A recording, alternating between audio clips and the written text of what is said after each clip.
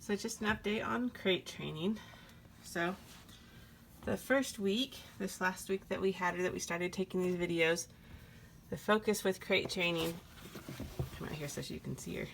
The focus of crate training has been to help her learn to go potty outside and not to go potty in her crate, knowing that we'll let her out so that she can go potty outside. As soon as she acted noisy at all, I would immediately take her out to go potty. That ended up being every 3 hours. So, like, she'd go to bed at midnight, wake up at 3, and then wake up again at 6 in the morning and be ready to play for the day. So now, the next step that I'm working on this week is to teach her self-control. So not only is she going to go outside to go potty, she needs to wait. So once she starts crying, I make her wait another hour. So for example, this last night, she probably started crying, I'm trying to remember, it was probably around 3:30, I think, in the morning. And instead of hurrying up and taking her outside, I actually let her cry, and she cried for about 10 or 15 minutes, and it wasn't very loud. It was just kind of like little whimpers, like,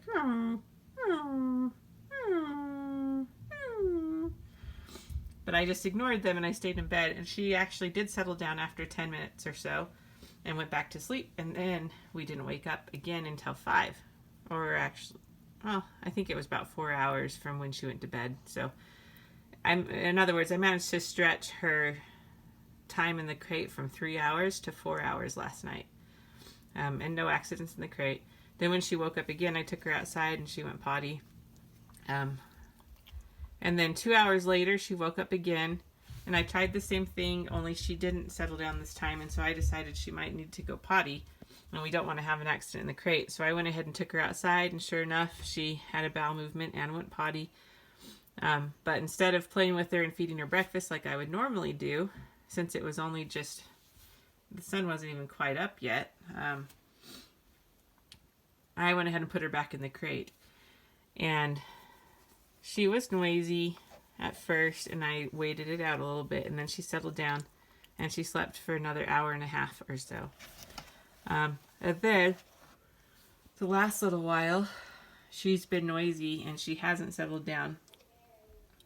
But I wanted to I wanted her to learn self-control. So I wanted her to learn that she needs to quiet herself down and lay in the crate, even though it's light outside and the sun is up, before she gets out. That she doesn't just get out first thing in the morning when she starts crying.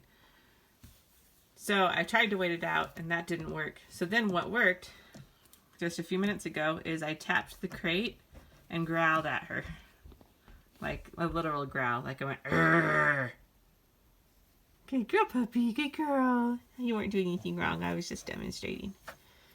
Anyway, so by tapping the crate and growling at her, she finally stopped whining and laid down and was quiet. And she was quiet for a whole minute, which was a lot of self-control for her, because when the sun comes up, she's ready to play. And so once she was quiet, I rewarded her. So I'll try to extend the time a little bit further each time so she learns self-control.